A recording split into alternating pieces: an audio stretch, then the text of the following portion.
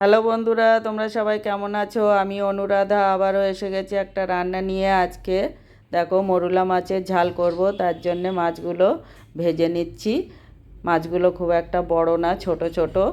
এইভাবে সব মাছ আমি ভেজে নেব। দেখো মাছ ভাজা তুলে নিয়ে সেই তেলে কালো জিরে ফোড়ন দিয়ে দিয়েছি। ফোড়নটা একটু নেড়ে চেড়ে সরু সরু করে কেটে রাখা আলুগুলো দিয়ে একটু ভেজে নেব। আমার ভিডিওগুলো যদি ভালো লাগে লাইক শেয়ার কমেন্ট করে উৎসাহিত করো। দেখো সর্ষে পোস্ত টমেটো কাঁচা লঙ্কা এটা বেটে নিয়েছি।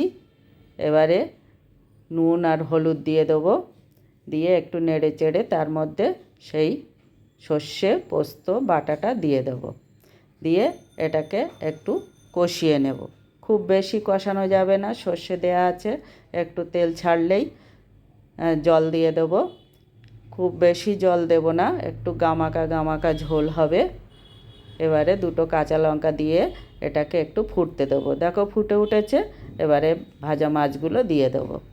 ভাজা মাছগুলো দিয়ে এটাকে নেড়ে চেড়ে আবারও ফুটতে দেবো। দেখো ফুটে উঠেছে, হয়ে গেছে।